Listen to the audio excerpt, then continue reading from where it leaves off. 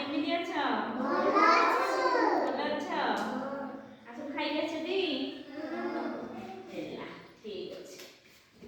ଆଉ ପିଲେ ଗପ କିଏ କୁହନ୍ତି? ଜେଜେ କହନ୍ତି, ଜେଜେମା କହନ୍ତି। ହଉ ଆଉ ମାମା କହନ୍ତି ନା ନାଇଁ? କୁହନ୍ତି ଟି? କୁହନ୍ତିନି, ଖାଲି ଜେଜେବାପା ଜେଜେମା କୁହନ୍ତି? ହଉ ଠିକ ଅଛି। ହଉ ଆଜି ଗୋଟେ ଗପ ଶୁଣିବା ଆମେ।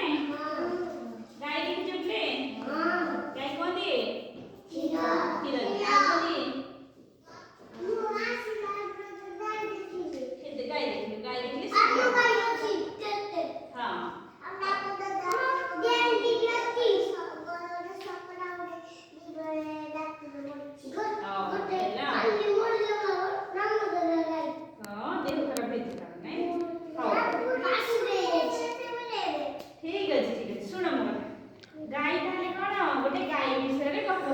ବଉଳା ଗାଈ।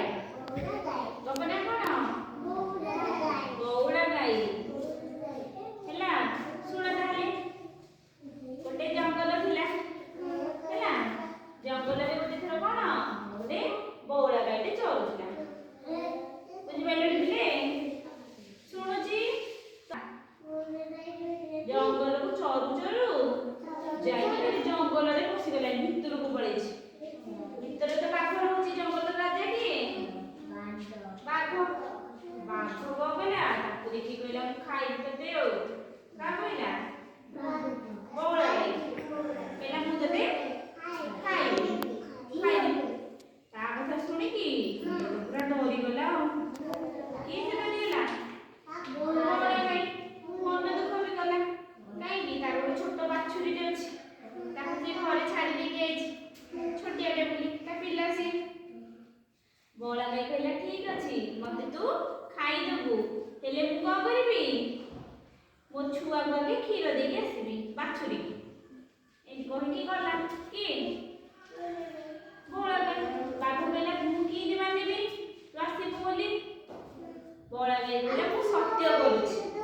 ହଁ ବଉଳା ଗାଈ କଣ କହିଲା? ମୁଁ ତୋ ଆଗରେ ପ୍ରତିଜ୍ଞା କରୁଛି। ଆସ ଏଠି ବସ। ମୁଁ ତୋ ଆଗରେ ପ୍ରତିଜ୍ଞା କରୁଛି, ମୁଁ କଣ କରିବି? ଆଉ ଥରେ କ୍ଷୀର ଦେଇକି କଣ ମୋ ବାଛୁରୀକି ଆସିବି ଏଠିକି ତମ ପାଖକୁ, ତାପରେ ମତେ ଖାଇଦେବ। ତାପରେ ଏ କଥା ଶୁଣି କିଏ କଣ କଲା? ବାଘ ତାକୁ ଛାଡ଼ିଦେଲା। ତାପରେ ବଉଳା ଗାଈ ଗଲା, ତା ବାଛୁରୀକି କ୍ଷୀର ଦେଲା। ହେଲା ଖାଲି କାନ୍ଦିଲା। ଆଉ ତାକୁ ଚାଟିଲା ଚାରିଆଡୁ। ଆଉ ମନ ଦୁଃଖ କଲା। ମନ ଦୁଃଖ କରିକି ତା ବାଛୁରୀକି କ୍ଷୀର ଦେଇକି ଆସିଲା। କିଏ? ବଉଳା ଗାଈ। ବାଘ ପାଖକୁ ଫେରେ ଜଙ୍ଗଲକୁ ଆଇଲା। ବାଘ ତାକୁ ଦେଖିକି କାବା ହେଇଗଲା। କହିଲା ଆରେ କିଏ କୁଆଡେ ଚାହିଁବ ମରିବା ପାଇଁ ଚାହିଁବ କି? ସେ ତ ଫସି ଯାଇଥିଲା। ଚାହିଁଥିଲେ ସେ ନ ଆସି ପାରିଥାନ୍ତା। କିଏ? ବଉଳା ଗାଈ। କିନ୍ତୁ ସିଏ ତା ସତ୍ୟ ରକ୍ଷା କରିକି ଆସିଲା। ସେଇଥିପାଇଁ ଖୁସି ହେଇକି କଣ ହେଲା? ବାଘ ତାକୁ କହିଲା ତତେ ମୁଁ ଛାଡ଼ି ଦଉଛି, ତୁ ଯା ତୋ ବାଛୁରୀ ସାଙ୍ଗରେ ଖୁସିରେ ରହିବୁ। ହେଲା ଏମିତି କହିଲା। ମନେ ରହିଲାଟି? ଗପଟା ଭଲ ଲାଗିଲା? ଆଉ ସେମାନେ କଣ ଗାଈ ବାଛୁରୀ ସାଙ୍ଗ ହେଇକି ଖୁସିରେ ରହିଲେ। କିଏ କହିବ? କହିଲ ଜଙ୍ଗଲକୁ କିଏ ଯାଇଥିଲା?